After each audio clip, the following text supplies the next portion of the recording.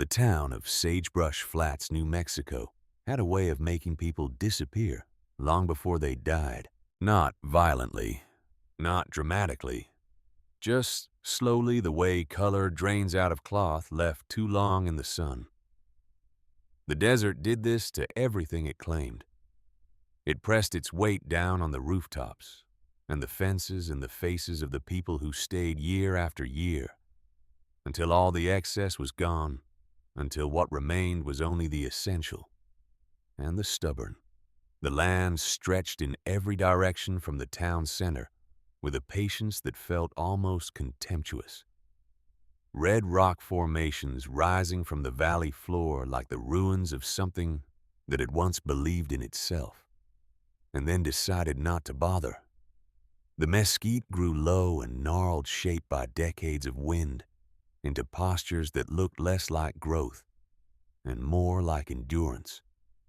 The soil between the stones was pale and fine, the color of old ash, and when the afternoon wind moved through it, lifted into clouds that settled onto everything without being invited. The windowsills, the water barrels, the years. By October of 1896, the town had largely finished with Silas Whitfield. This was not a judgment on the man. Death in the Western Territories came too often, and from too many directions to hold its shape for long in the memory of a small community. There was always another thing to attend to. Another fence down, another child sick, another wagon needing repair, before winter made the roads impassable.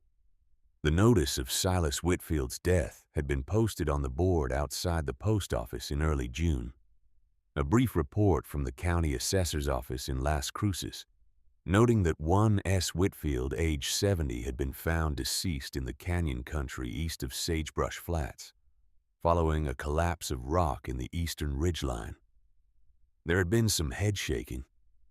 A few casseroles delivered to the house on Callaway Street.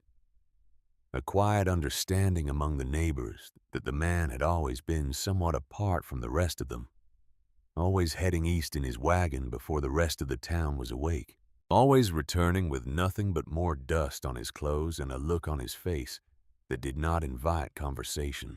4 months after that notice was posted, Maren Whitfield had not moved on, but she had learned in the way of women who have survived too much to fall apart in public, to make herself look like someone who had. She was 63 years old. She was not a small woman and had never been. She carried her height the way she carried everything in her life, with a deliberate straightness that left no obvious opening for pity, or for the particular kind of concern that people offered when they were mostly relieved they were not the one receiving it.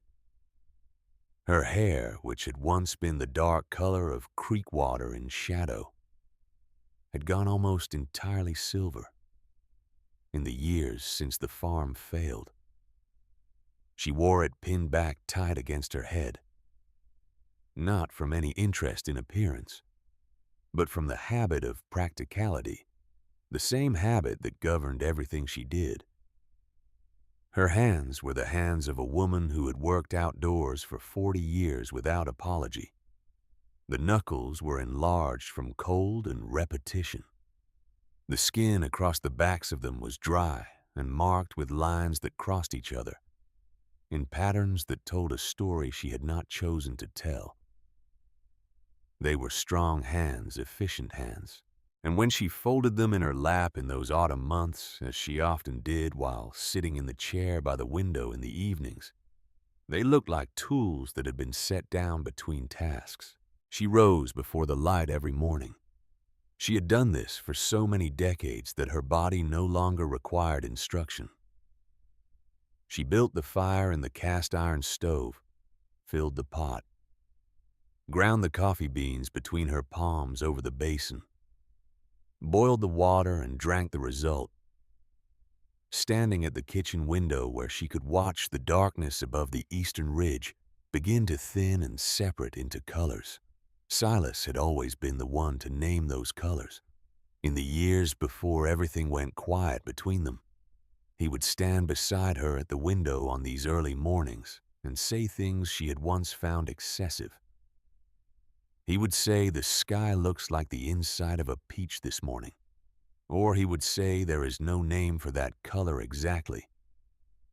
It is something between amber and apology. She had thought it was him showing off. He had always had that tendency, this surplus of words for beauty, that she had not known how to answer, and had sometimes resented. The way you resent something that asks more of you than you are prepared to give. Now she stood alone at the window every morning and could not remember a single specific color he had named. Only the fact of his voice in the room, the temperature of it, the way it had made the kitchen feel inhabited in a way that silence did not. She did not cry. She was not a woman who wept where anyone might witness it, and in those 4 months she had rarely been genuinely alone. Opal was there.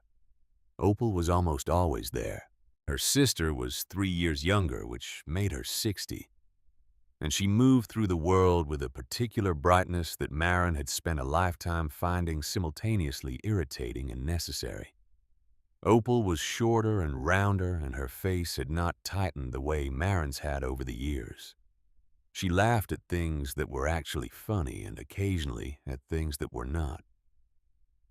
She stopped to watch birds settle on the fence posts along Callaway Street and seemed genuinely interested in where they had come from and where they were going.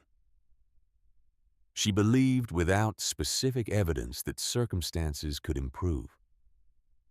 After Silas died, Opal had moved from her house on the far side of town and had, without asking or announcing it, simply not left. She cooked things Maren had not requested and left them covered on the kitchen table. She sat in the parlor during the long evenings and read her books, without making the silence feel like something that needed to be resolved. She possessed the considerable art of being present, without being a burden of occupying space in a way that said, "I am here," and asked nothing further. It was a Tuesday morning in the second week of October when the box arrived. Maren knew it was a Tuesday because her legs still ached from the Monday market trip, the way they always did the following day when the weather was changing.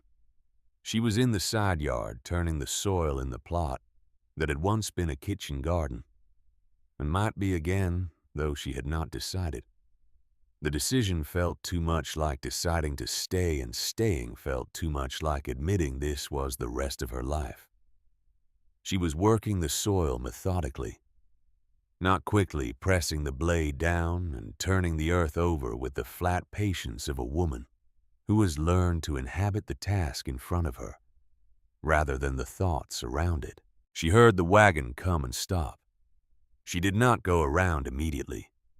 She finished her row. She set the spade down against the house wall, wiped her palms on her apron, and walked around to the front. The wagon was already gone. On the porch sat a wooden crate, pine plane bound with twine in a way that suggested ease of opening the knots. Simple, the wood unplaned. No markings on any face of it. No name, no return address, no notation of origin. It was not large, perhaps 2 feet square, and it sat on the porch boards with a solidity that seemed disproportionate to its size. The way objects sometimes appear heavier than they are because of what they imply. She stood at the bottom of the steps and looked at it for a moment. She had received packages in the months since Silas died. The documents from Hargrove's office, the return tools, a few letters from people at a distance who had heard the news and wished to acknowledge it in the standard ways. All of those had come with names on them, with the reasonable paper trail of a world that required accountability. This box carried nothing that indicated it had a right to be on her porch. And yet, there it was. She went inside for the kitchen shears and came back and cut the twine. It fell away simply without resistance. She lifted the lid. The smell arrived before her eyes adjusted to what she was seeing.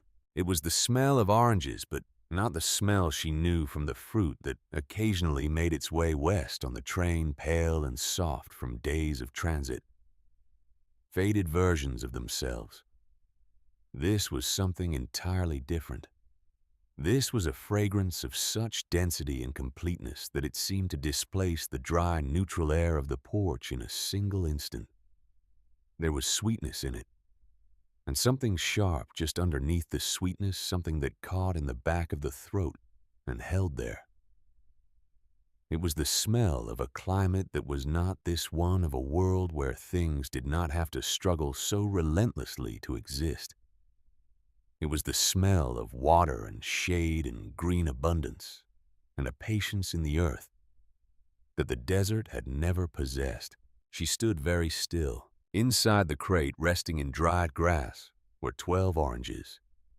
They were round and deeply colored. The particular orange red of the sun, at the precise moment it descends below the visible horizon on a cloudless day. Their skin was dimpled and slightly luminous, and carried the faint, dewy quality of fruit that has not been separated from its source for very long. She looked at them and understood without being able to explain how she understood that they had been picked recently. Very recently. Not in transit for days. They were not train fruit. They came from somewhere much closer. There was no card, no letter, nothing written anywhere on the outside of the crate. She lifted one of the oranges. The weight of it in her palm was startling, the way the weight of something perfectly formed and full of living moisture is always startling when you are accustomed to things that have dried out. She brought it close to her face and breathed in. The fragrance moved through her in a way that she did not have language for. Not grief exactly, not joy. Something that existed in the narrow space between those two conditions, where the body simply responds to beauty before the mind has time to tell it not to. Opal came in from the back of the house, drawn by some combination of instinct and the smell which had already begun to move through the interior rooms. She stopped in the kitchen doorway and looked at the porch and said nothing for a moment. Then she asked where they came from. Marin said she did not know. Opal came out and looked into the open crate. Her face did what it always did. It opened. She touched one of the oranges with the tips of her fingers, as if verifying it was real. Marin set the orange she held back inside and began lifting them out one by one, placing them on the kitchen table through the open door, where they caught the morning light and held it. When she lifted the last one, her hand found something underneath the final layer of grass. A piece of paper, folded once with the softness of something that had been held before being placed here, written carefully and set at the bottom deliberately for a specific person to find. She unfolded it. She knew the handwriting before she knew she was reading. It was Silas's. She had known that handwriting for 40 years. The forward lean of the capital letters as if they were always pressing toward what came next. The particular angle of the loop at the top of his S. She had seen it on the margins of almanacs and on receipts, and on the inside covers of borrowed books, and on notes left on the kitchen table in the years when they still left notes for each other. She knew it the way she knew certain sounds that had become so familiar. They were no longer heard consciously, only noticed when they were gone. The note said almost nothing. Almost ready. And his initial. She read it twice. Then she folded it along its original crease and stood at the kitchen table with it held in both hands. Almost ready. He had written this and placed it in the bottom of a box of oranges and arranged for that box to be delivered to her door. He had done this before he died, which meant he had intended to be alive when she received. It had intended that the note would be the beginning of something rather than the end of everything. What had been almost ready? What had he been building toward in all those years of going east before dawn and returning in the evenings covered in the fine red dust of the hills, sitting down to eat without explanation? Sitting in his chair by the window without conversation being present, without being reachable. Opal was watching her. Marin was aware of this the way you are aware of someone standing quietly in the same room. She set the note on the table and went to wash her hands. She started the breakfast that she had been about to start before the wagon stopped. She did not speak about the note that day, and Opal did not ask because Opal had spent 60 years watching her sister and understood which silences were requests for help and which were simply places where the mind needed to do its work without company. The note stayed on the table through breakfast and through the morning and through the afternoon. The way certain questions stay present, even when you are not looking at them, because they have attached themselves to something inside you that does not rest. The years she was not ready to examine pressed close in those days. She had told herself a story about the marriage, a story that had been necessary and useful. The story was this: after the farm failed in 1882, Silas had turned away. He had retreated into himself in the way of men who had pinned their worth to a thing and then watched that thing fail. And the retreat had been slow and then complete. And what remained between them had been the structure of a life without the living center of it. She had kept the house and the accounts and the kitchen garden. She had been reliable in all the practical ways that a woman could be reliable. He had gone east and come back and said very little and gone east again year after year, and she had long since stopped asking what he was doing and had stopped telling herself that the answer would matter if she knew it. The oranges made that story unstable. The note at the bottom of the crate made it something she could no longer hold in the same shape. She ate one of the oranges on the third morning after they arrived, standing alone at the kitchen window. Before Opal was awake in the half-light, she peeled it slowly, and the zest misted into the air, and the smell filled the kitchen with something that did not belong there. Something from a climate and a world that was nothing like the one outside the glass. She ate one section and then stopped and gripped the edge of the counter, because the taste was so complete, so entirely the opposite of everything dry and reduced and worn down in her life that her body needed a moment to understand it. She stood there, with her eyes closed and the taste of the orange on her tongue, and did not let herself think about where it had come from or what it meant. Then she opened her eyes and ate the rest and rinsed her hands and started the coffee. The letter from Hargrove's office arrived 2 days after that. Augustus Hargrove occupied a narrow office on the second floor of the Mercantile Building, reached by stairs that were steep enough to seem intentional, as if the legal profession in Sagebrush Flats had decided that some physical difficulty should precede the obtaining of advice. The office smelled of old paper and pine resin, and the particular staleness of a room where the windows were rarely opened. The shelves were lined with document boxes and ledgers coated in the same fine dust that settled on everything in town, proof that even law operated under the same atmospheric conditions as everything else. Hargrove himself was a man of around 55, thin in the way of someone who attends to business before appetite, with a manner that was formal without being warm. Marin had met with him once before the week after Silas died to understand the general shape of what had been left behind. It had not been encouraging. The debts from the years of borrowed money against land that never yielded had been quietly settled by the sale of Silas's tools, a transaction Hargrove had handled without comment, as if the dissolution of a man's working life into a column of numbers was simply one more administrative task. What remained was the house on Calloway Street, which was Marin's name alone, and one other piece of property. She sat in the hard wooden chair across from his desk and placed her hands in her lap and waited. Opal sat beside her. She had brought Opal not because she required moral support, which she would not have admitted to requiring, but because Opal asked the questions that Marin's pride would not allow her to ask, the ones that required appearing not to already understand the answer. Hargrove unfolded the document.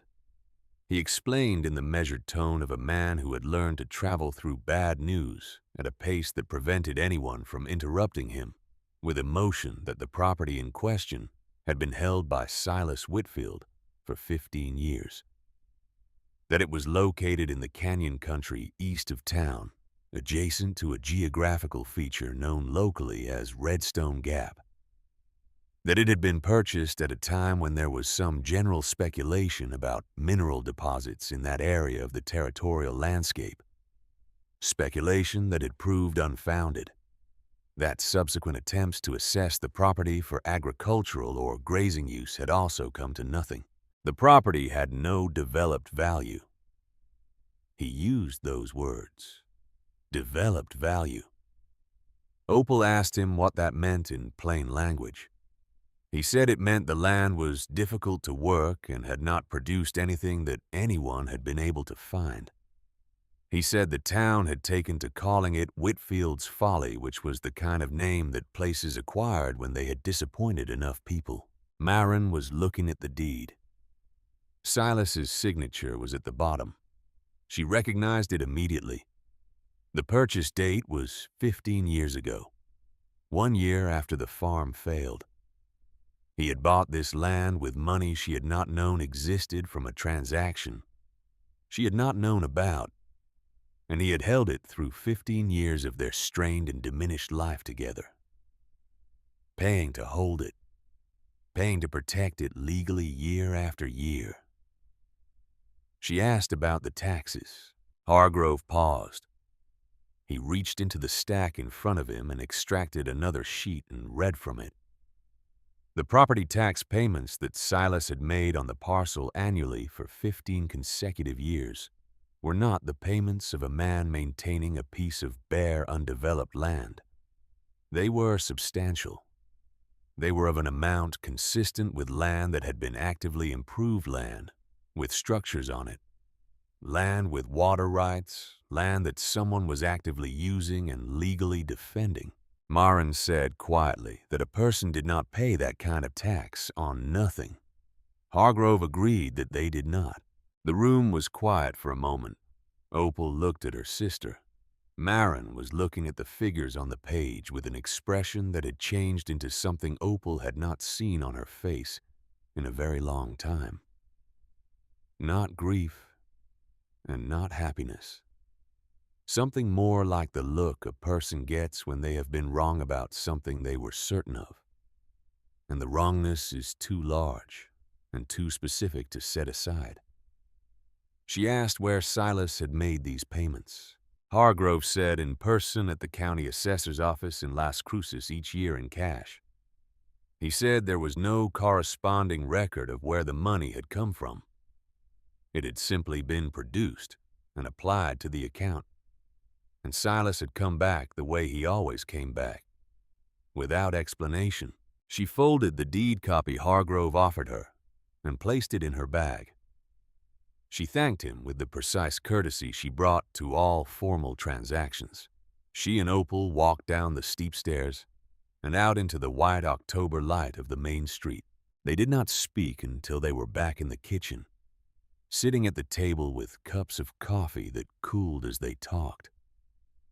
Marin said she needed to go out there, to see it herself. Not because she expected to find anything, because she needed to close the question with her own eyes, rather than with the word of a lawyer who had summed up her husband's life in 2 columns on a page. Opal said simply that she was coming. Marin did not argue. The morning they chose held clear. The sky came up hard and blue above the ridge, and the air smelled of dust and dry grass, and the faint mineral scent of stone warming in the early sun. Marin had the horse ready and the wagon loaded before the light was fully up. She had packed water and bread, and without fully deciding to the 2 remaining oranges from the crate wrapped in cloth and set in the basket, as though they knew where they were going. The track east of town was faint, and showed itself mainly by the slightly different quality of the growth on either side of where the wheels had passed across the years. Silas had worn it himself back and forth, season after season in all weathers, and it still held the shape of that repetition, even without him in it. Marin followed it from memory, and from the feel of the ground under the wheels, and from the shape of the hills which she had come to know not by intention, but by the accumulated knowledge of watching them through a kitchen window for 20 years. The land grew rougher as they moved east. The flat ground gave way to washes and broken formations of red sandstone that thrust up from the earth in angles that suggested violence in the deep geology of the place.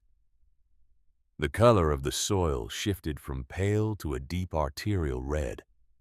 The air was hot and still, and the only sounds were the sounds the wagon made and the horse made, and the occasional thin cry of something high above them, riding the heat that rose off the stone. Opal sat quietly and looked at the landscape. Marin drove and thought about the taxes and the note and the smell of the oranges in the kitchen, and the 15 years of early mornings she had watched from the window as his wagon went east. They reached Whitfield's Folly in the late morning, when the sun was directly overhead, and the heat off the canyon walls was physical, something you leaned against. Marin stopped the wagon and sat and looked. It was nothing. That was the word the eye produced and the body agreed with. A narrow vertical gap in a wall of red sandstone that rose sheer on both sides, 40 or 50 feet, flanked by a wide skirt of fallen rock and debris. The gap itself was barely wide enough for a man to pass through without turning sideways. It was dark inside in the way of spaces that never received direct light, and from the outside it offered nothing, no indication of depth, no suggestion of what lay beyond. It looked less like the entrance to anything and more like a mark left on the stone by some old and unhappy event. The ground in front of it was broken rock and hardpan with no path, no worn surface, no visible evidence that the place had been visited with any regularity. Marin stood beside the wagon and looked at it and felt the bitterness she had kept carefully managed for months begin to reassemble itself beneath her sternum. This was what he had driven to. This was what he had paid taxes on. This gap in a wall of useless stone. She felt the long accumulated weight of every year she had spent on her side of the silence they had built between them. The years she had told herself she had done her part. And she felt all of it harden again into the familiar shape of justified resentment. She was close to turning back. She would tell anyone who asked that she had gone and seen it, and that there was nothing to see, and that she had signed the papers and that was the end of it.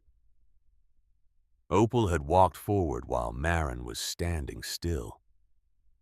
She had gone to the gap in the wall close enough to place her palm flat against the rock beside the opening. She turned and looked at Marin. She said to come here. Her voice was different from its usual warmth. It was the voice of someone who has encountered something they do not yet have a category for. Marin walked toward her across the broken ground. When she was close, Opal held her hand near the opening without touching it. The air coming through the gap was cold. Not the mild relief of shadow. Not the slight differential you felt stepping under a porch roof out of direct sun. Cold. A steady, full-moving current of cold air flowing out of the interior of the rock formation with the easy certainty of something that had been doing this since before anyone had a name for the place. In the middle of an October morning, with the sun directly above and the ground radiating heat in visible waves, the air coming through that gap was cold enough to raise the skin on Marin's forearm. She stood with her hand in the current and did not speak. Then the smell reached her. She recognized it before she understood that she was recognizing it. Her body knew it before her mind caught up. It was the smell from the crate on the porch. The deep, sweet, slightly sharp fragrance of oranges so fresh they carried the memory of the tree. It was coming from inside the rock, from whatever existed on the other side of that narrow gap in the sandstone in the shadow, where no desert plant had any right to grow, and no fruit had any right to form. She looked down at the ground in front of the gap. Set into the gravel and broken stone nearly hidden by the shadow cast by the west wall of the canyon was a single flat piece of sandstone, placed deliberately at the threshold. Not fallen. Placed. The way you place a stone when you intend for someone to use it as a step. She put her hand on the wall of the canyon beside the gap. The stone at shoulder height was smooth. Not the smoothness of water erosion or wind abrasion. The smoothness of contact, of hands and shoulders passing through again and again over many years, leaving behind the particular polish that comes only from repeated human presence. She looked at Opal. Opal looked back at her. Between them was the question neither of them had the words for, yet the question that the cold air and the impossible smell and the deliberate stone had assembled in the space of 30 seconds into something neither of them could turn away from. Marin placed her foot on the flat stone at the threshold. She ducked her head slightly. She put her hand on the smooth, warm rock of the entrance and stepped through into the dark. The darkness lasted 3 steps. That was all. 3 steps of shadow and enclosed stone, the walls close enough that she felt the coolness of them on both arms without touching the ground beneath her feet. Transitioning from the broken hardpan of the canyon approach to something firmer and more deliberate. And then the passage opened. It did not open gradually. It did not offer any architectural announcement of what was coming. One moment she was moving through a gap in the rock with her shoulders pulled forward and her eyes adjusting, and the rational part of her mind already composing the words she would use to describe this to herself later. How it had been interesting, but ultimately nothing. How the cold air had some geological explanation she did not have the education to produce, but that a smarter person certainly could. And then, the next moment, she was standing inside a world that had no right to exist. The canyon was perhaps 50 yards wide at the base. The walls rose on both sides in smooth, striated columns of red and amber sandstone, climbing straight and sheer to a ribbon of blue sky above that was narrow enough to seem chosen as if the earth had opened precisely this much, and no more had decided on exactly this proportion of sky. The walls blocked the direct force of the desert wind and held the air inside in a way that felt deliberate. The temperature inside the canyon was something between 20 and 25 degrees cooler than the ground outside. It was not the cold of absence. It was the cool of presence of green things transpiring of water moving beneath and across and through a living system that was breathing at a pace nothing on the other side of that stone wall was capable of. Down the center of the canyon floor, following a channel of stones fitted together with the patience of a craftsman, rather than the randomness of nature, a stream ran. It was narrow, no wider than the span of 2 hands set side by side, but it was clear and steady, and it moved with the easy confidence of water that has found its proper path. The sound of it was the first thing Marin heard when her ears finished adjusting to the absence of wind, a low, continuous murmur that was not loud enough to fill the space, but was present in every part of it, the way a held note on a single string can fill a room if the room is quiet enough. On either side of the stream, the ground was not the desert ground she had walked across her entire adult life. It was dark, dense and moist and dark, the color of soil that has been fed and turned and fed again over many seasons, that holds its moisture not because moisture is abundant, but because someone has learned how to conserve every drop the earth offers. From this soil in terraced beds that rose up the lower slopes of the canyon walls in careful steps, the trees grew.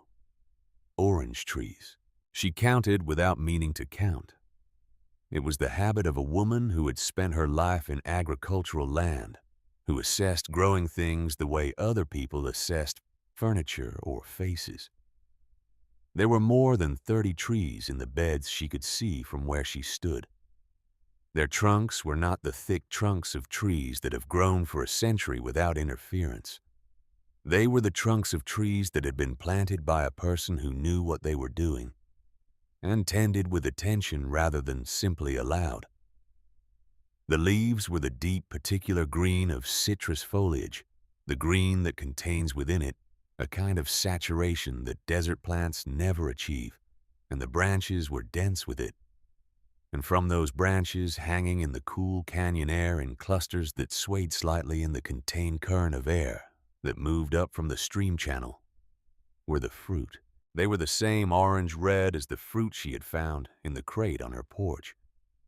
They were the same weight and dimension, the same dimpled luminosity.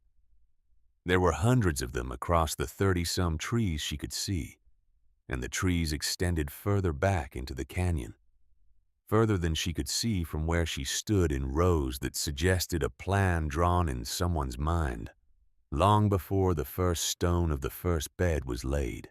She did not move for a period of time she could not have measured. Opal came through the gap behind her and stopped. The sound she made was small and involuntary, and had no specific language in it, only a kind of arrested breath that precedes any word a person might reach for, because the words are not ready yet, and the body has to respond first. Marin walked forward. Her boots moved from the gravel of the entrance to the dark soil, without her consciously making the transition. She walked to the nearest tree and stopped beside it and placed her palm against its trunk. The bark was rough in the way of citrus, slightly fibrous, warm from the diffuse light that reached the canyon floor through the ribbon of sky above. She held her hand there. Then she looked down at the irrigation channel and studied the stones. They were not arranged carelessly. Each stone had been selected for its shape and placed to fit against its neighbors with minimal gaps to direct and hold the water along its intended path without loss. It was the work of someone who had studied water, the way you study a language, who had spent enough time watching how it moved to understand what it needed and what it wasted, and how to give it the conditions under which it would do what you wanted without fighting you. She began to walk the rows. The trees went back into the canyon for perhaps 200 yards, between the orange trees in the lower beds along the stream channel where the moisture was greatest. She found fig trees, their broad palmate leaves creating a lower canopy of shade beneath which herbs had been planted in dense groupings. She crushed a leaf between her fingers, and the smell of mint rose sharp and clean into the canyon air, so immediate it was almost aggressive. Further along, rosemary grew in dense mounds against the base of the canyon wall where the rock held and released heat in cycles through the day, creating a thermal consistency that apparently suited it. The plantings showed knowledge, not the knowledge of a man who had bought a book and followed instructions, but the knowledge of someone who had observed this particular piece of ground across many seasons, who had learned by failure what each plant required, and then provided it. She bent down at one point and pressed her fingers into the soil between two trees. It gave way easily, held its shape when she pressed, released moisture when she squeezed. This soil had not been here when Silas bought the land. Soil like this did not exist in the high desert of New Mexico.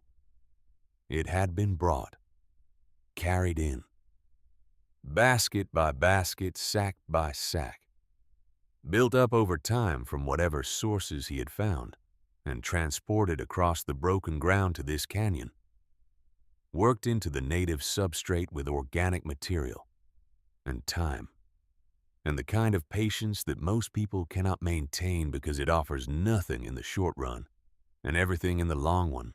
Opal walked somewhere behind her, quietly touching things with the tentative reverence of someone in a place they are not certain they have permission to be fully present in. She did not speak. Neither did Marin. The numbers were assembling themselves in Marin's mind without invitation. 30 trees at minimum, probably more once you counted what was deeper in the canyon.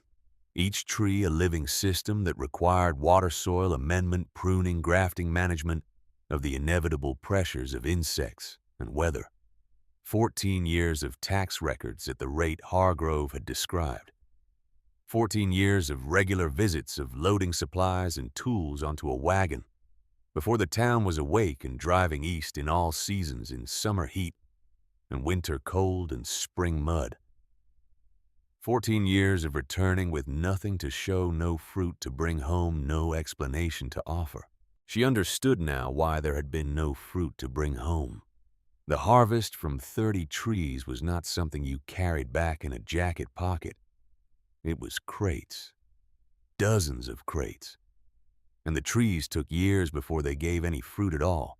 Years of establishment and root development, and all the invisible labor that precedes the visible result. She reached the back of the canyon and found the spring.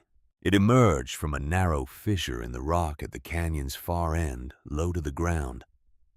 A persistent upwelling of clear water from some deep source in the aquifer of the ridge system. It was not dramatic. It did not rush or cascade.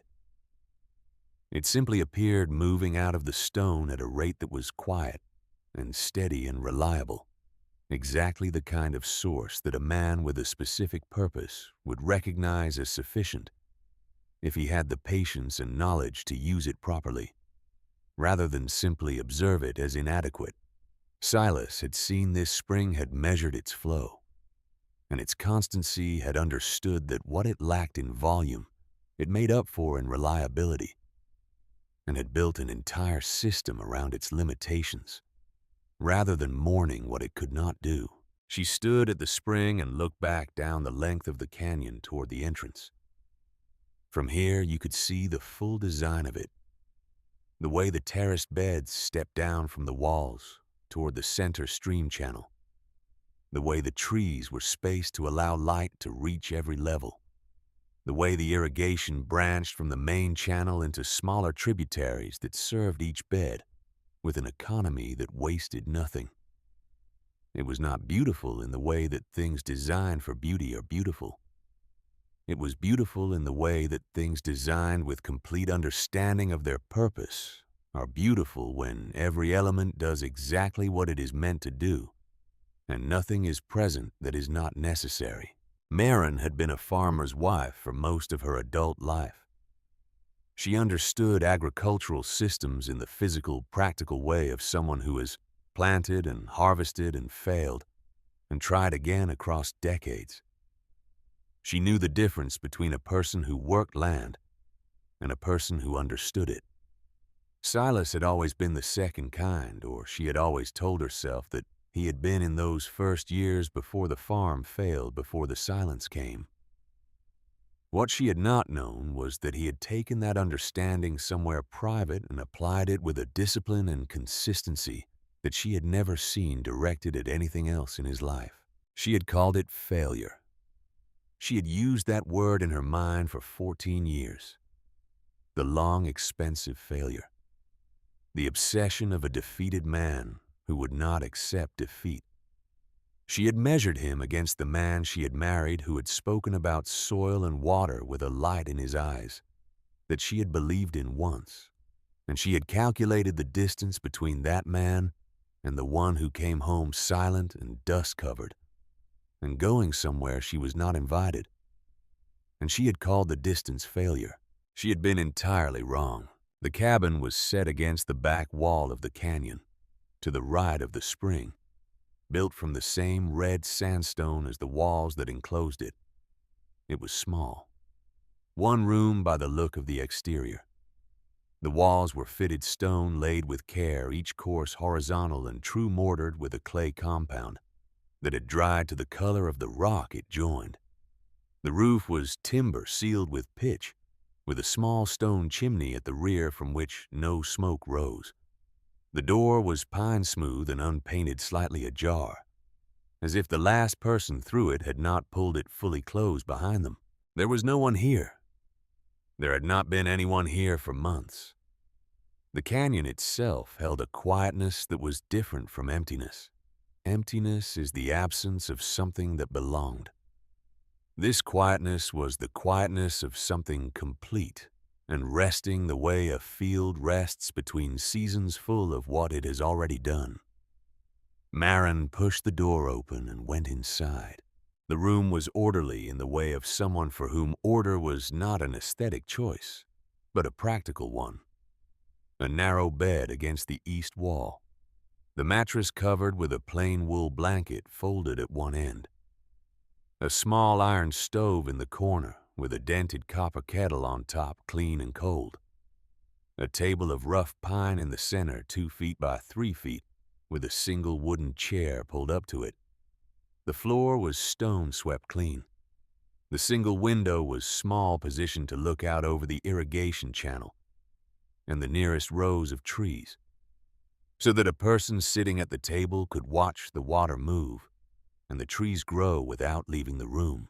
On the walls, tools, not hung carelessly, but arranged with the attention of someone who valued them. Pruning shears, a grafting knife in a leather sleeve, a narrow-bladed trowel, and a broader one for planting, a coil of hemp rope, a tin lantern. Each tool hung on a specific peg, at a specific height. Clean and lightly oiled, maintained the way a craftsman maintains the instruments of a practice they intend to continue. On the shelf above the table jars, she counted 9. Some held preserved fruit citrus segments in clear liquid golden and translucent behind glass. Others held dried herbs, the contents visible through the glass and labeled in Silas's hand on small paper tags tied to the lids. Mint, rosemary, a blend she did not immediately recognize. At the end of the shelf, separate from the others by a deliberate gap, a single small jar sat alone. It was not filled with preserved food. It was empty except for something at the bottom that she could not identify from a distance. She picked it up and tilted it toward the window light. A dried sprig of orange blossom, small and brown with age, lay coiled at the bottom of the jar. The lid was sealed with wax, and on the paper tag tied to the neck in the handwriting she would know in any light. 2 words and a number. First harvest, 1882. She stood with the jar in both hands. 1882. 14 years ago. The year the farm failed. Not after the farm failed, not months later when the grief of it had perhaps softened enough to allow for a new beginning. In 1882, the same year. She did not know if he had come to this canyon before or after the papers were signed on the property they lost. She did not know whether he had already been here, already been sitting in this canyon watching water emerge from stone and measuring its flow and calculating what was possible while the other life they had built together was still technically standing. What she knew was that within that year, the year she had spent in the worst bitterness of her life, in the cold, terrible clarity of a woman who had given herself to a future that had dissolved, he had been here. He had been here, and he had produced the first living thing from this ground, and he had preserved the evidence of it in a jar and placed it on this shelf where it had remained ever since. She set the jar down very carefully on the table. There was a leather-bound journal beside the stove. It was not hidden or placed out of sight, but it had been set aside from the center of the table, as if it was a working document rather than something ceremonial. She did not open it.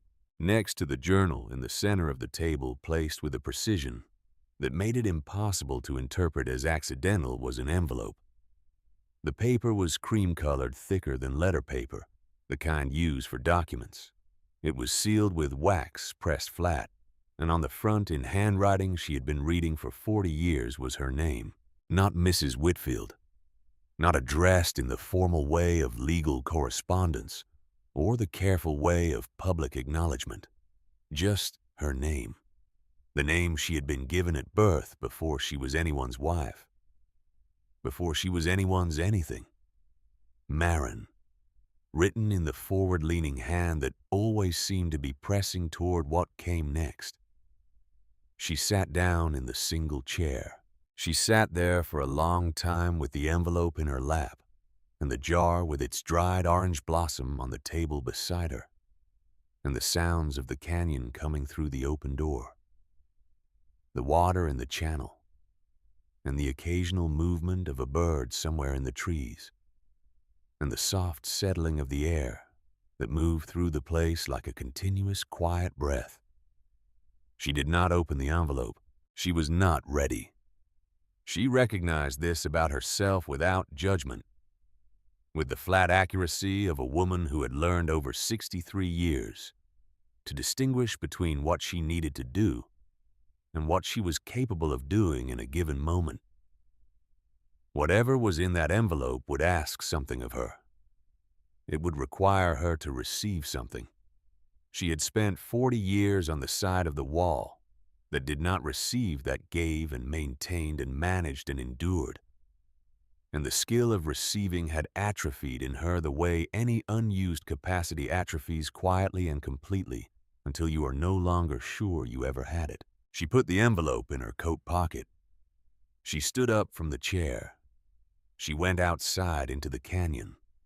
Opal was sitting on a flat stone near the stream channel, with her shoes off and her feet near the water without quite touching it. She looked up when Marin came out. She looked at Marin's face with the attention she had been paying to her sister's face for 60 years, and she said nothing. She picked up her shoes and put them back on and stood up. They spent the rest of the afternoon in the canyon without a plan for it.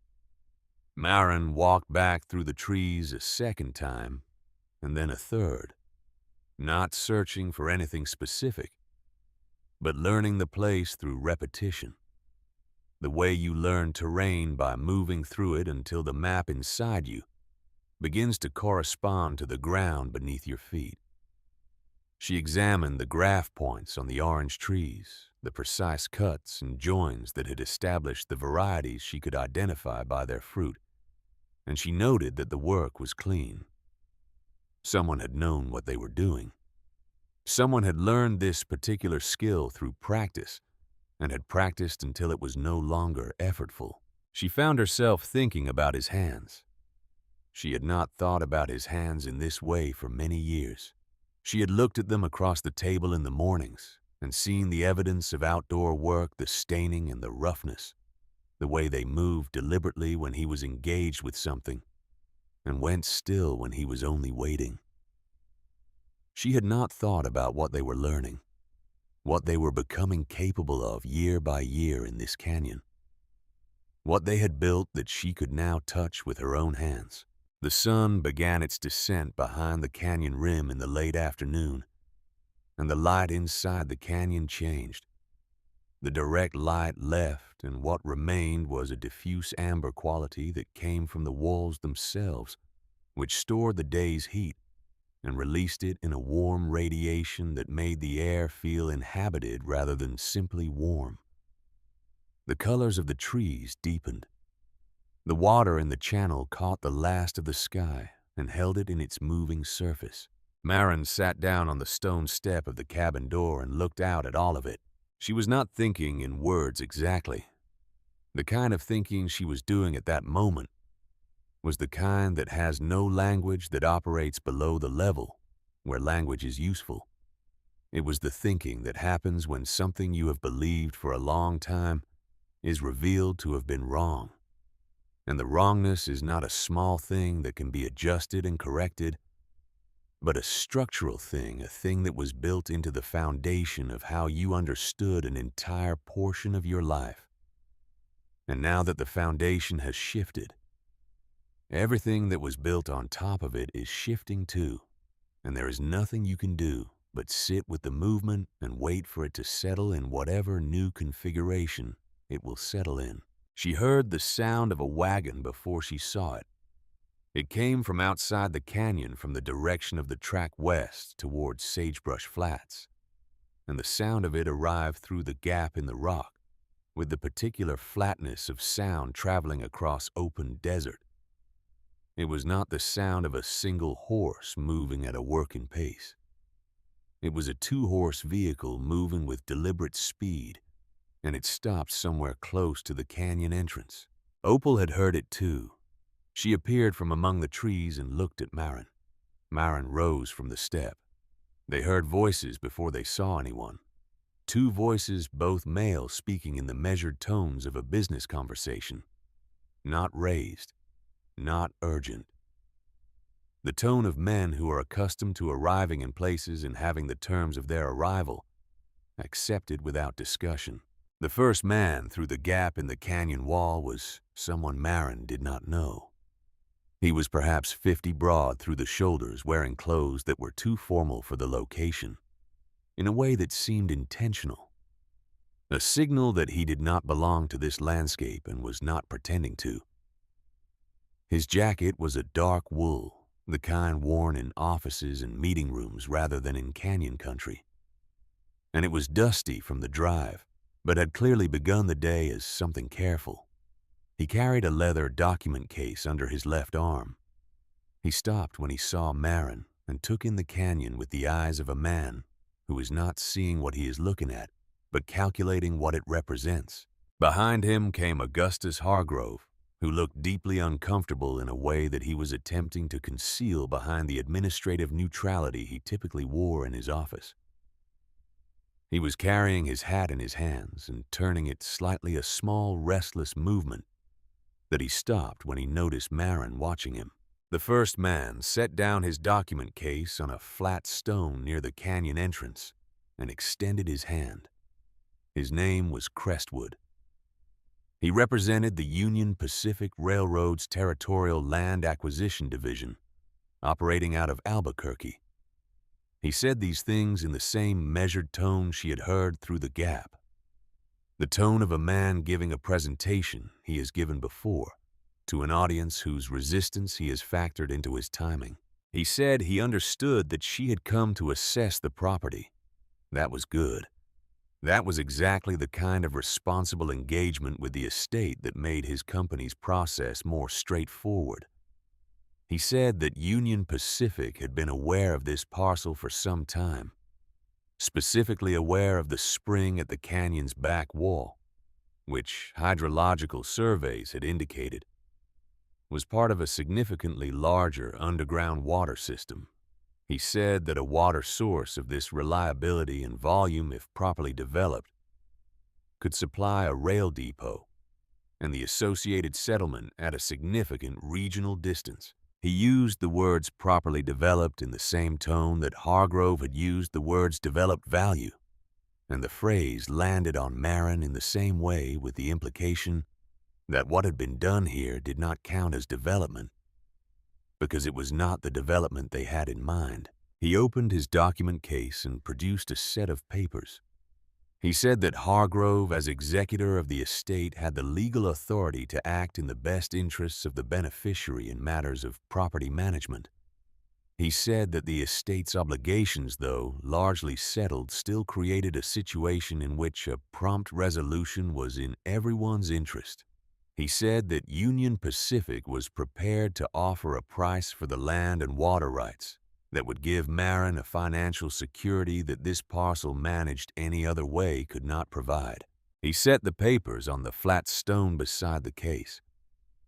He said that Hargrove would need a decision within 48 hours.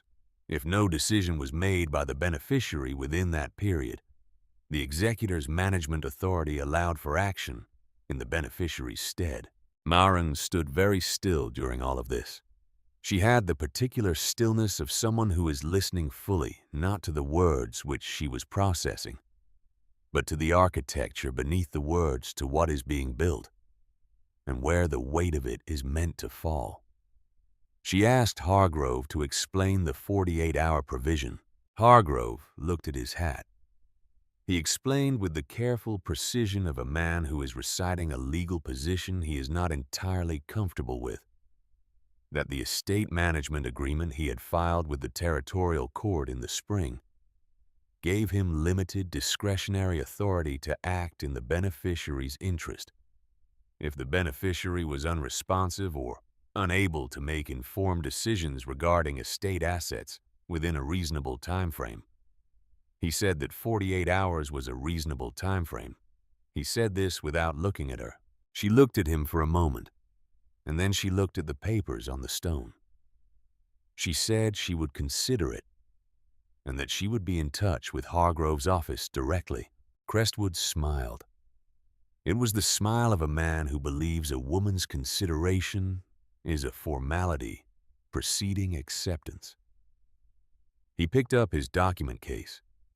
He said the offer was not indefinite. He said he hoped she would make the practical choice. He said practical with the quiet authority of someone who defines practical as whatever serves his purpose, and has found most people do not stop to notice the definition. He walked back to the canyon entrance. Hargrove followed him, and at the gap in the wall, Hargrove turned and looked back at Maren one more time, and in his face there was something that was almost apology, or almost the knowledge that he had behaved in a way that warranted an apology, which is close to the same thing but not identical. Then they were gone. The sound of their wagon started and faded toward town. Opal stood beside her sister. In the silence that followed, the light inside the canyon was deepening toward evening. The spring ran its quiet course at the back wall. The trees moved slightly in the air that moved through the canyon from ground to sky, a perpetual gentle circulation that the enclosed space created for itself. Maren looked at the papers on the stone. Then she looked at the canyon around her, at the terraced beds and the 30-some trees and the irrigation channel fitted stone by stone and the small cabin built from the rock of the place it occupied. She thought about 48 hours. She thought about a man who had begun planting a garden at the age of 56, with no expectation of profit in any time frame that most people would consider reasonable. She did not touch the papers. She left them where Crestwood had set them. She went inside the cabin. She built a small fire in the stove from the stack of dry wood beside it, which was still dry, which meant it had been stored under cover, which meant Silas had left this place with the reasonable assumption that someone would return to it and would want a fire. She filled the kettle from the stream and set it on the stove. She sat at the table with the envelope in front of her and her hands in her lap. Opal came in and arranged a sleeping space for herself near the stove, without discussion, using the extra blanket from the shelf. She did not ask about the envelope. She did not ask about Crestwood or the 48 hours. She made 2 cups of weak tea from the herbs on the shelf and placed one in front of Maren and sat across from her with the other.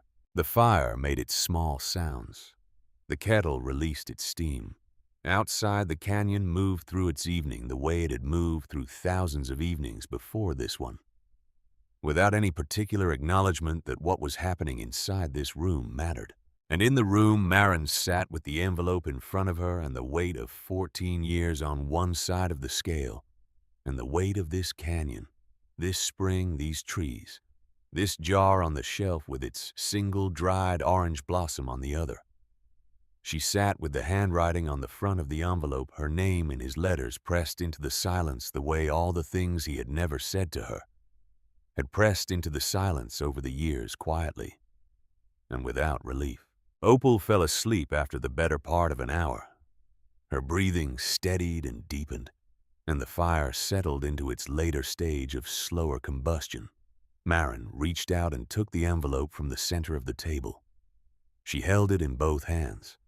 She turned it once. She looked at the wax seal, the flat impression in the dark red wax, which was the impression of his thumb. She realized pressed into the wax when it was soft. Not a seal stamp. His thumb. She set the envelope down. She pressed both hands flat on the table, and she looked at the jar on the shelf. The one at the end, separate from the others. First Harvest, 1882. The year she had decided she already knew everything there was to know about what Silas was and what he would never be. She lowered her head. The sound she made was small at first. Barely audible, the sound of something giving way along a fracture line that had been under pressure for a very long time. Then it was larger. It came from a place below the voice, below the carefully maintained composure of a 63-year-old woman who had decided long ago that the costs of being seen in grief outweighed anything grief had to offer. It came from the place where you keep the things you have refused to feel for so many years, that they have lost their original shape and become something else. Something that sits at the bottom of everything and makes the everything heavier than it needs to be. She wept in the way of people who have not wept for a very long time. Without elegance, without the containment that practice brings. The tears came and she did not wipe them away immediately, and they fell onto the table and onto her hands and onto the envelope which she had picked up again, without knowing she was picking it up, and which she held against her chest with both arms crossed over it in the manner of holding something that matters, in the manner of holding something that has come back to you from a distance, so great you had stopped believing it could return. Not because she was afraid of losing the canyon, not because Crestwood frightened her, not because the 48 hours pressed down on her with the weight of an impossible deadline. She wept because she had been wrong, because she had built her understanding of her husband out of the evidence she chose to see and had refused the evidence she chose to ignore. And the evidence she had ignored had turned out to be all of this. All of this green, living, patient, impossible abundance. All of this quiet, continuous love that had no language and needed none. All of these 14 years of early mornings and red dust and returns without explanation that she had filed under the word failure and sealed and set aside. She had been so certain, and she had been so wrong, and he had never said so. Not once. Not in any of the evenings they had sat on opposite sides of the same silence, not in any of the mornings when he left. And she watched him go without asking where, not in any of the years in between. He had known what she thought of him, and he had not argued against it. He had done the only thing that was left to do, which was to continue. And he had continued, and here was the result of the continuing all around her. In the dark canyon, night breathing and growing and moving water through stone in the patient way of things that intend to last. She sat with it until the fire was only coals. She sat with it until the stars above the narrow ribbon of sky at the top of the canyon walls were the only light left.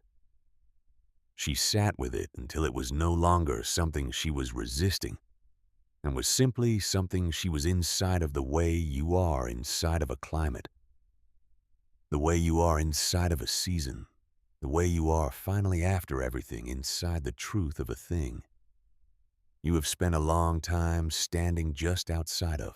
Then she put the envelope carefully in her coat pocket She pressed her hands flat on the table one more time and breathed. She looked out the small window at the dark shapes of the trees and the faint silver of the water in the channel, and she said nothing at all. There was nothing to say. The canyon had already said everything. She folded her arms on the table and rested her head on her arms and closed her eyes. She woke before the canyon woke. The fire had gone to cold ash in the stove, and the cabin held the deep chill of a high desert night. In October, the kind of cold that settles into stone walls and stays there, regardless of what the days bring. Opal was still sleeping near the stove, her breathing the slow and even rhythm of someone who had gone to sleep without carrying too much into it.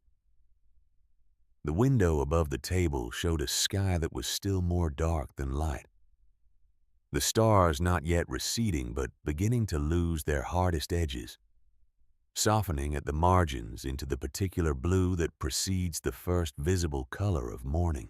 Maren sat up from the folded arms she had slept on and looked at the table. The envelope was still in her coat pocket. She could feel its rectangular presence against her ribs where the coat had been pulled around her in the night. She had slept for perhaps 4 hours, possibly less in the way of a person whose mind does its work during sleep without stopping so that waking is less a refreshment than a continuation. She built the fire without lighting the lantern by feel, using the knowledge her hands had accumulated over 60 years of cold mornings. Tinder at the base, the smallest splits of wood above it. Strike the match on the stove side and hold it low until the tinder catches and the wood begins to find its confidence. She filled the kettle from the bucket near the door water she had brought in from the stream the evening before. She set it to boil. Then she sat back down at the table. She took the envelope from her pocket and set it before her. In the growing light from the small window, his handwriting on the front of it was the first clear thing she saw. Her name. Not weathered or faded the way she had expected it might be, after however many months it had waited for her on this table. The ink was dark and clean, and the letters were written with the forward-leaning deliberateness she had always associated with his particular relationship to certainty. The way he wrote as if he believed the sentence he was currently in the middle of. She broke the wax seal. Her thumbnail found the seam at the top of the envelope and opened it cleanly. Inside was a single sheet of paper folded twice, and behind it a smaller paper folded separately. She set the smaller paper aside. She unfolded the letter. The handwriting was the same as the envelope, the same as the almanac margins and the kitchen table notes, and the label on the jar at the end of the shelf. She had never loved his handwriting exactly. It was not a graceful hand. The letters were large and pressed firmly into the paper in a way that left slight indentations on the reverse, the writing of a man who held his pen too tightly, who approached the act of writing with the same physical commitment he brought to physical labor. But it was utterly his. It was as specific to him as his voice had been, as the particular weight of his step on the porch boards, as the way he cleared his throat before he said something he had thought about for a long time. She read. He began with her name, just the one word, her name at the top of the page, the way a letter should begin, and the seeing of it there addressed to her alone, not to Mrs. Whitfield, or to the practical formal title of their shared life, but to the person she had been before any of that undid something in her chest that she had not known was still holding. He wrote that he did not know where to begin, and so he would begin with the most important thing, which was the land. He had engaged a land attorney in Las Cruces, a man named Eustace Pemberton, 2 years before he died, when he had first understood clearly that Union Pacific was not going to stop. He had seen the surveys being done along the eastern ridge. He had understood what the surveyors were looking for. He had spent one winter making the arrangements that would ensure that whatever happened to him, the canyon and the spring and everything built in it would remain under her authority and no one else's. The land had been registered in her name as sole owner, with full management rights under the revised territorial land statutes of 1894, a registration that predated any claim Union Pacific or any estate executor could put forward. The document confirming this registration was folded inside the back cover of the leather journal on the table.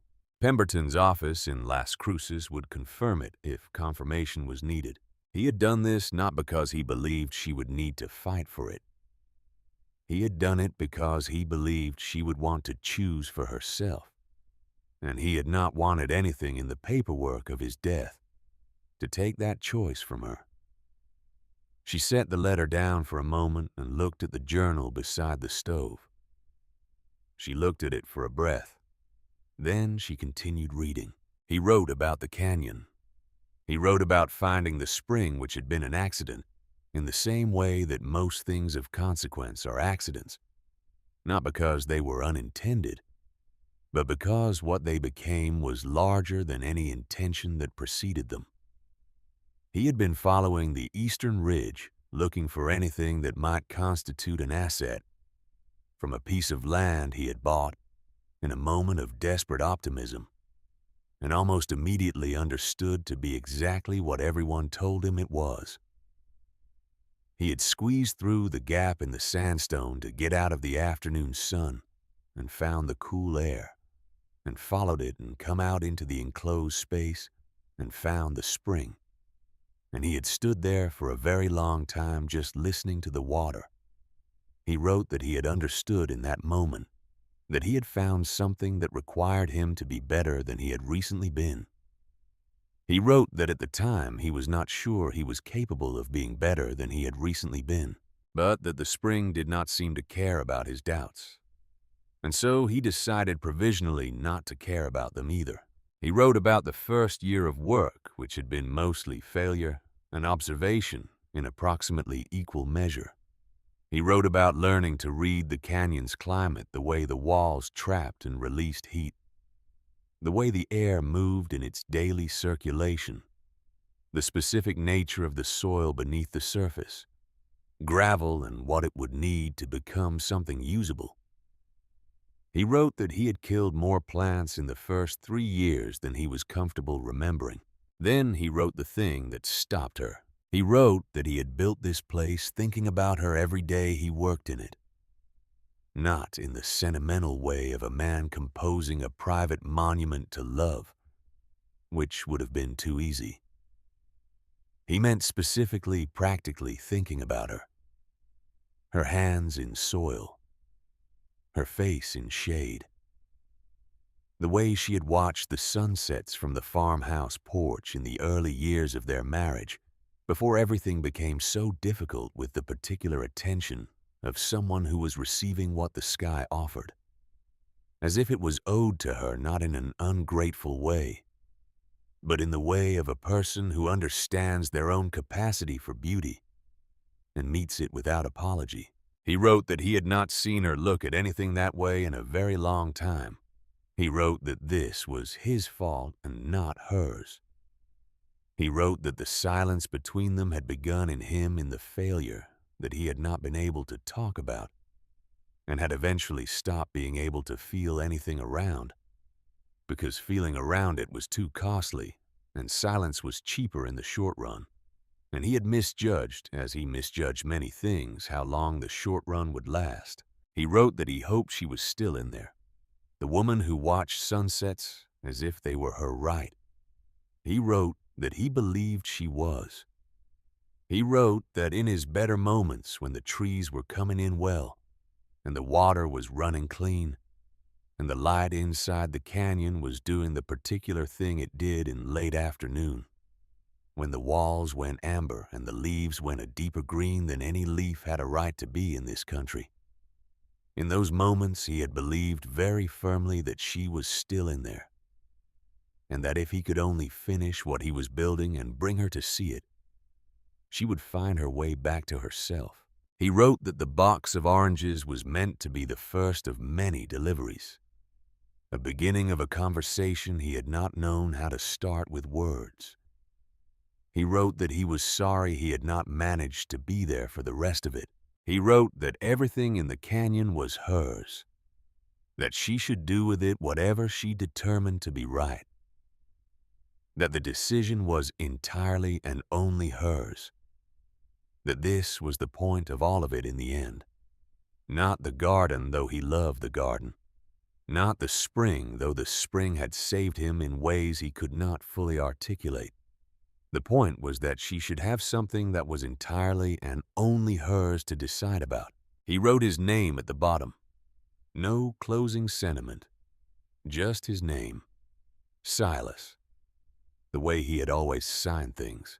She folded the letter along its original creases. She placed it on the table. She reached across and picked up the leather journal and opened the back cover. And there, folded into the pocket of the rear board, was the smaller paper she had set aside from the envelope. She opened it and confirmed it was a copy of the registration document and that the name on it was hers, registered with the Territorial Land Office in Las Cruces in November of 1894, witnessed and stamped. She read it through once completely, with the attention of a woman who had always managed her own paperwork and knew how to read what a document actually said, rather than what someone was telling her it said. The document said exactly what Silas had told her it would say. She set it on the table. She set the letter on top of it. She set the jar with the dried orange blossom beside both of them. She put her hands flat on the table and looked at this arrangement, and breathed in the smell of the canyon that came through the gap under the cabin door, the complex, layered smell of growing things and water and morning stone warming from below, even before the light reached it. Then she went outside. The canyon at that hour in the first light was something she would carry for the rest of her life, without ever finding language adequate to it. The sky above the narrow ribbon of open air between the canyon walls was the color that Silas would have named, and she would have half listened to and dismissed, and that she now would give something considerable to hear him name. The walls were still in shadow, but the trees caught the first light along their upper leaves, a brightness that moved downward through the canopy as the light angle changed a slow illumination that worked from the top of the green world down to the root of it. The water in the channel was silver in this light moving silver, and the sound of it was the first sound, and underneath every other sound the ground note of the place. She stood in front of the cabin and looked down the length of the canyon toward the entrance. She had been wrong for 14 years. She had built a version of her husband out of silence and absence and the particular bitterness that comes from loving someone you believe has stopped loving you back. And she had lived inside that version as if it were the truth, and it had cost her things she could not now recover. The years of the silence between them, the evenings she had not asked, the mornings she had watched him leave without moving from her place at the window. All the ordinary moments in which she might have turned toward him and had chosen instead to remain behind the wall she had built, because the wall was safe and the wall was hers, and nothing built behind a wall could disappoint you the way an open field could. He had not stopped loving her. He had loved her in the only language he had left after the farm failed, and the words dried up in him. He had loved her in stone and water and root systems and grafted citrus trees and 14 years of early mornings. He had loved her in the specific patient way of someone who has decided that the thing they love is worth the full cost of the decision. She had called it failure. She had called it absence. She had called it the long proof of something she had feared from the beginning, that the man she had chosen was not equal to the life she had imagined. She stood in the first light of the canyon, and she understood that the grief she felt now was not the grief of losing him. She had begun to grieve him in some sense long before he died, had grieved the marriage they might have had, and had grieved the closeness that had gone so gradually. She could not name the day it left. That grief was old, and it had changed shape over the years into the harder, duller weight of resentment, which is what grief becomes when it is not allowed to breathe. This grief was different. This was the grief of having been wrong about someone who had deserved better.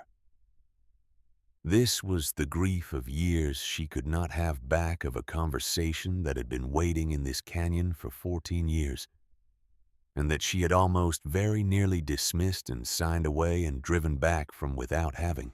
She let herself feel it without moving away from it. She stood in the canyon's first light, and she felt it fully, and she did not manage it or contain it or redirect it towards something more useful. She gave it the space it required, which was all of her for as long as it needed. Opal found her there sometime later.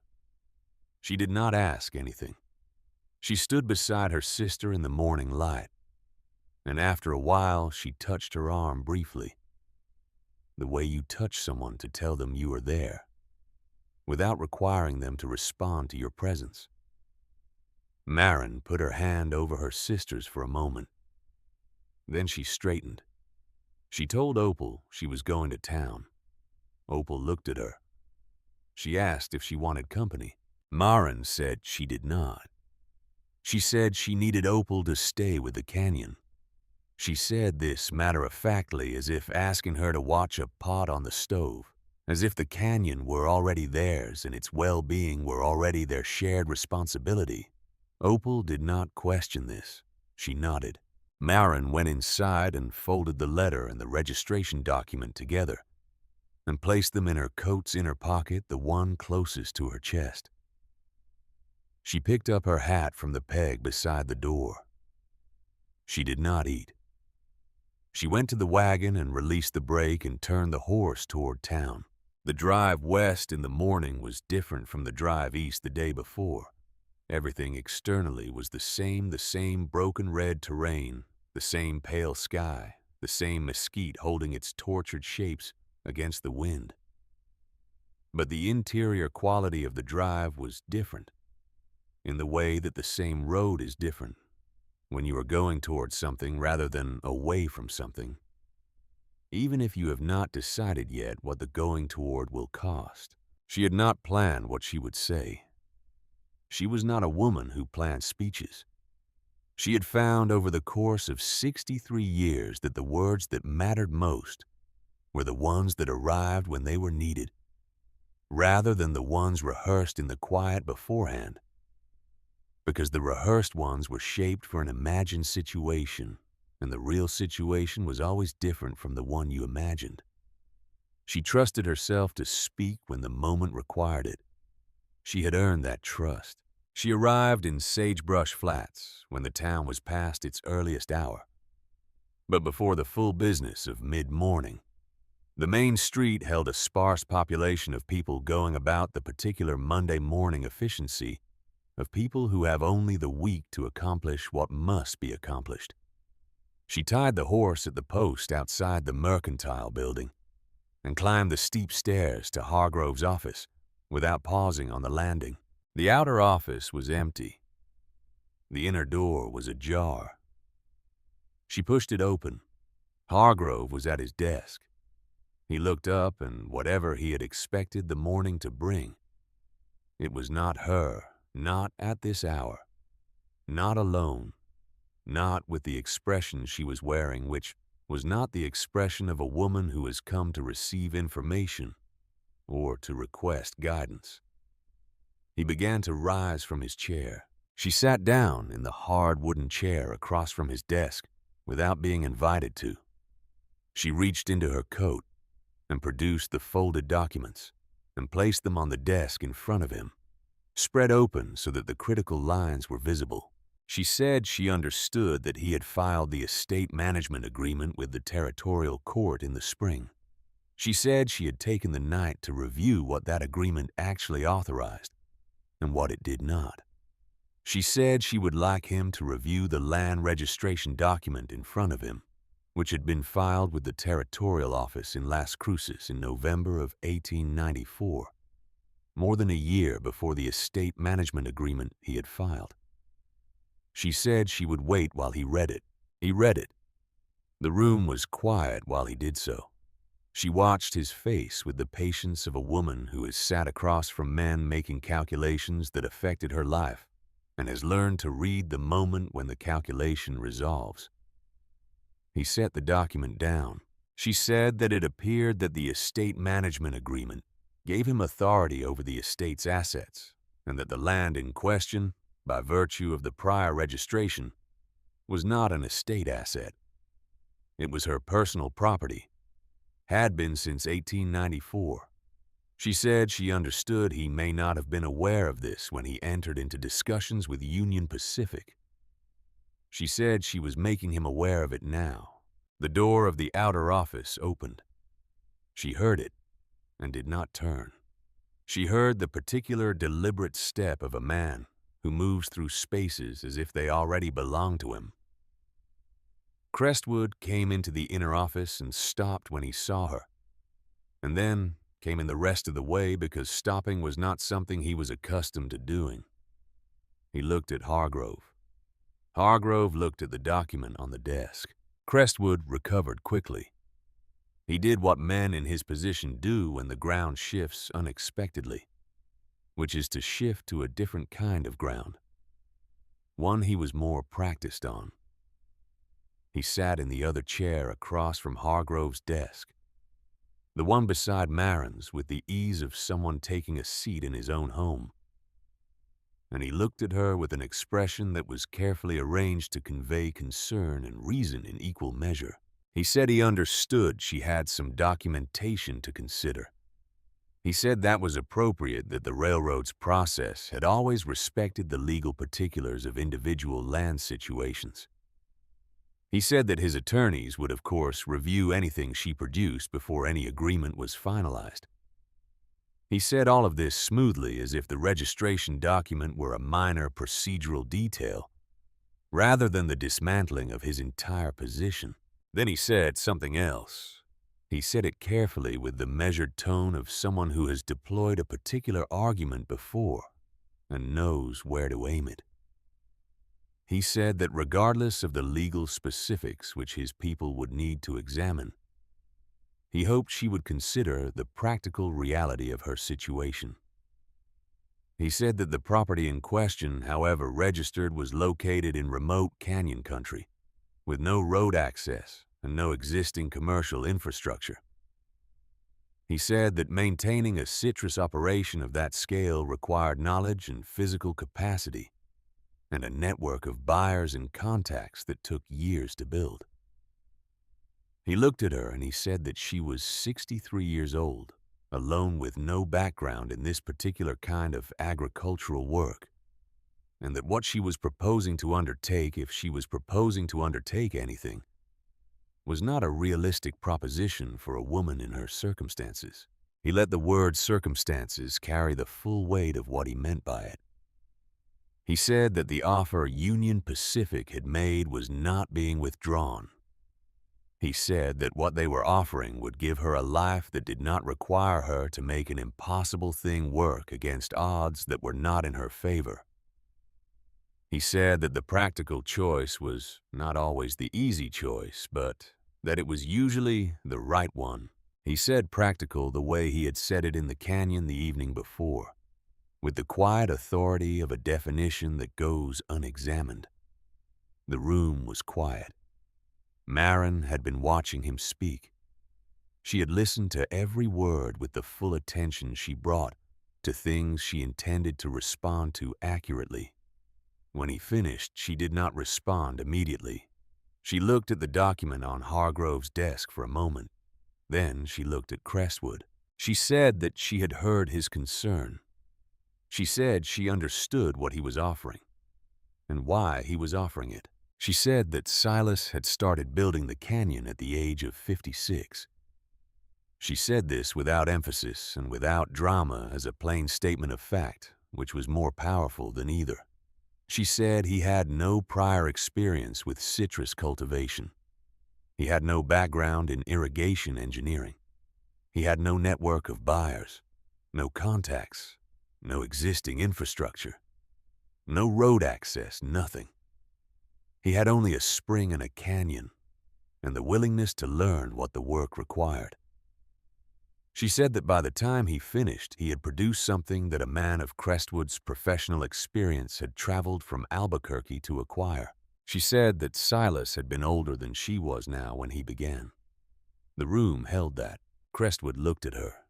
He looked at her with the eyes of someone recalibrating someone who came in with one version of who he was talking to and is now encountering a different version and needs a moment to determine which approach applies.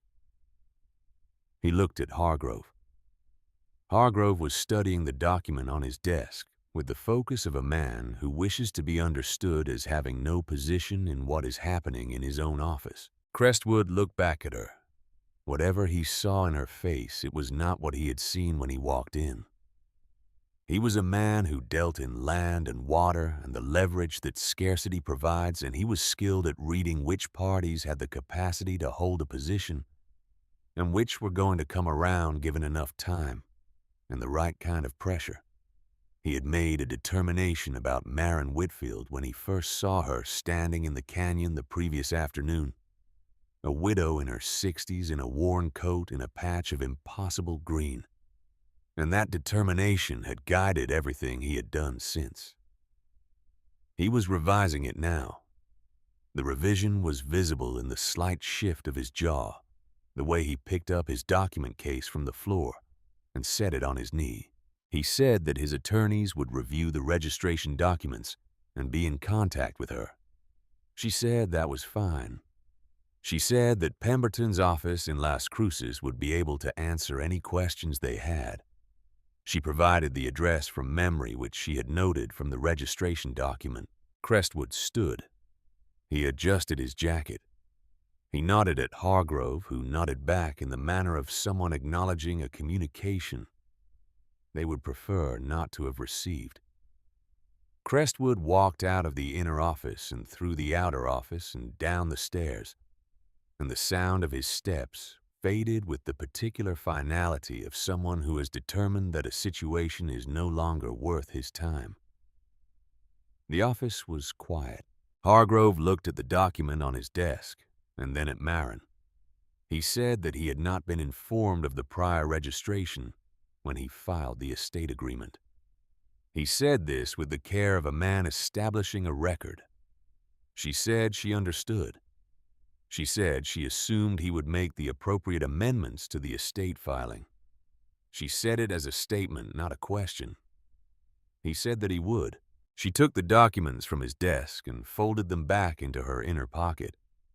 She stood and put on her hat. She walked out of the office and down the steep stairs and into the white October light of the main street. She stood for a moment on the wooden walkway outside the Mercantile Building. The street was going about its business around her. A dog crossed at the far end near the water trough. A woman hung fabric over a porch rail 3 buildings down. 2 men loading a wagon argued companionably about the weight of something. The town of Sagebrush Flats, New Mexico in October of 1896, indifferent as it had always been to the interior lives of its residents, continued. Maren untied the horse. She climbed up to the wagon seat. She turned the horse east. The drive back was the same road. It was always the same road. But she had noticed over the course of her life that roads change depending on what you are returning to. And what she was returning to was different from anything she had returned to in a long time. She drove at a pace that was not hurried. There was no longer anything to hurry away from. She looked at the landscape with the eyes of someone who is learning to look at something again, resetting the attention the way you reset a scale, removing the accumulated weight of what you expected to see, so that what is there can register as itself. The red formations in the middle distance were not ruins, she thought. They were not evidence of failure. They were the record of a geology so patient it made human time seem like an impatience, a blip of urgency in the long conversation between stone and pressure, and water and years. The desert had its own abundance. It was simply not the abundance you expected if you arrived expecting something else. She arrived at Whitfield's Folly in the early afternoon. She left the wagon at the same place she had left it the day before, and crossed the broken ground to the gap in the canyon wall, and stepped through. The canyon received her. That was the word that came. It received her the way a room receives someone who belongs in it, without ceremony, simply by being what it was and allowing her to be in it. Opal was in the garden beds near the stream channel with her sleeves rolled up, examining the base of one of the fig trees with the serious expression of someone who is learning to look at something they have not looked at before. She turned when she heard Marin's boots on the path and stood and looked at her sister's face. Marin did not tell her all of it. She told her the essential part, that the land was registered under her name, that the registration predated any claim the railroad or the estate executor could put forward, that Crestwood had left and Hargrove would be making the appropriate amendments. She told her that it was done. Opal listened, and when Marin finished, she said nothing for a moment. Then she said she was glad. She said it simply and meant it completely, and did not add anything to it, which was the right thing. They ate in the late afternoon, sitting on the flat stones near the stream channel, with their feet in the current of air that moved along the water's surface. The food was plain bread and dried fruit from what remained in Opal's basket, but the place made even plain things taste like something intended. The light in the canyon at this hour did what Marin had noticed it did, turning the walls amber and deepening the green of the leaves beyond what any reasonable light source should have been capable of. The water moved past their feet in its constant silver. Marin thought about what came next. Not in the way of planning, not yet. In the way of someone who has, for the first time in a long time, an actual future to think about rather than a management of the absence of one. She would need to learn. This was simply true, and she was not afraid of it. She had learned everything she knew by necessity and observation, and the willingness to fail in the private way that a person fails when they are learning something, and there is no audience for the failure. She had learned to manage the house and the accounts after Silas stopped managing them, had learned to negotiate with merchants, and to maintain the property through hard winters and dry summers. She had learned to be alone before she was technically alone, which was perhaps the hardest education she had undertaken, and the one that had left her the most equipped for the life she was now living. The citrus required specific knowledge.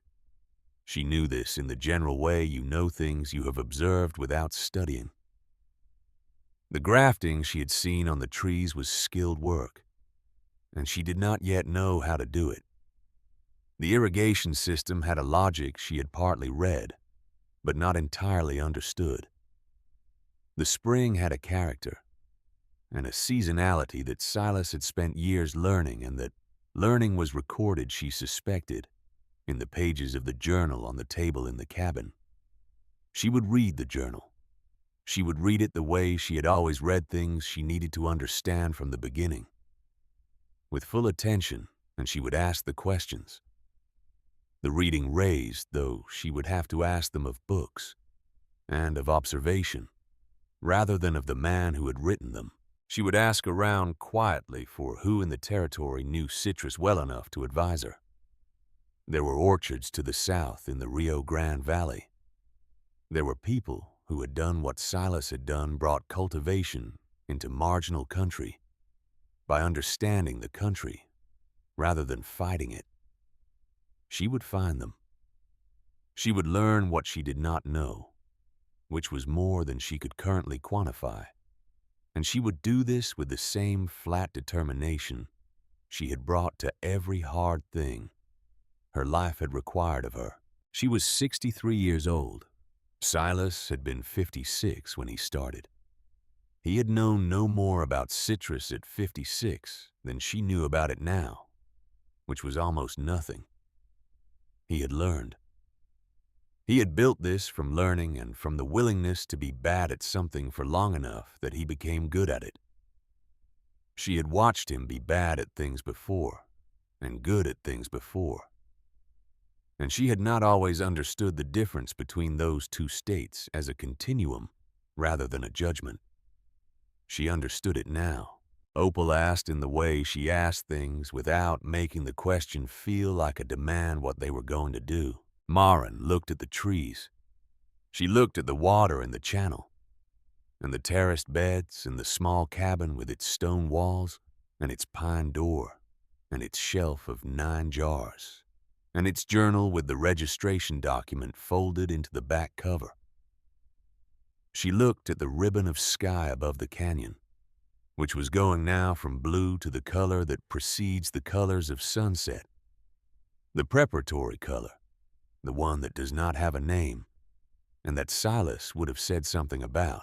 She said they were going to stay. She said it the way she had said it to Crestwood, about the document not as an announcement, but as a statement of what was already true, a fact that had preceded the saying of it. She was not deciding to stay. She had decided sometime in the night at the table with the envelope in her hands, before she had even opened it. She had decided when she saw the gap in the sandstone wall and felt the cold air and smelled the oranges and stepped through. She had been deciding in some sense since the box arrived on her porch on a Tuesday morning, with a piece of paper at the bottom in a handwriting she would know in any darkness. Opal smiled. She did not say anything else. She did not need to. As the light continued its descent, Maren went inside the cabin. She lit the lantern and set it on the table. She sat in the single chair. She picked up the leather journal and opened it to the first page. The first entry was dated in February of 1882. The handwriting was the same handwriting 14 years younger, slightly less settled in its letter forms, the writing of a man who has not yet fully found the rhythm of what he is beginning. He had written a description of the canyon, as he had first found it in the functional observational language of someone trying to understand a place by recording it accurately. He wrote about the spring's flow rate, as he had been able to measure it. He wrote about the angle of the winter sun relative to the canyon walls, and how many hours of direct light the interior received at that time of year. He wrote about the quality of the native soil beneath the gravel, and what he thought it would need. He had not known yet what he was building. He was only looking and writing down what he saw. She read. Outside, the canyon settled into its evening in the way it had settled into 10,000 evenings before this one. The walls releasing the day's warmth into the cooling air. The trees moving in the circulation that the enclosed space created for itself. The water running its continuous clean course through the channel. Silas had fitted stone by stone. An owl called once from somewhere along the upper rim, the short, flat call of a small owl declaring its presence to the darkening territory. A cluster of leaves near the cabin door moved against each other briefly and was still. Maren read. The lantern light moved slightly in the air from the gap under the door, and the shadows on the page moved with it. And the handwriting held everything. It had always held the forward lean, the firm press, the particular way the capital letters started, as if they were already confident of where they were going. She read slowly the way you read something you intend to know, not just to have finished. She had always been good at beginning things. She had simply forgotten this about herself in the years when there was nothing new to begin, only things to maintain. She was remembering it now, the particular feeling of a first page, a first row, A first morning in a place you are going to come to know. She turned the page. The second entry was a week after the first. He had returned to the canyon and spent the day working out on paper and in practice the rudiments of a water distribution plan. He had made mistakes and noted them. He had tried one configuration of stones in the channel and found it insufficient and tried another. He had described the second attempt in enough detail that a person reading it could follow the reasoning. He had ended the entry with a sentence that was different in tone from the rest of it, less observational, more personal. He had written that he had driven back to town that evening with the feeling of a man who has finally started doing the thing he has been needing to do. She sat with that for a moment. She looked at the lantern flame. She looked at the jar on the shelf with the dried orange blossom. She looked at the tools on the wall, the pruning shears and the grafting knife, and the trowels arranged with the care of a man who valued the instruments of his practice. Then she looked back at the journal. She reached out and took the last of the oranges from the basket Opal had brought in and set on the shelf. She peeled it slowly, turning it in her hands, working the rind away from the fruit in a continuous spiral. The way she had peeled things her whole life, no differently now than before. The zest misted into the air of the small room, and the smell of it rose and filled the space completely. The deep, sweet, particular smell of this canyon's fruit.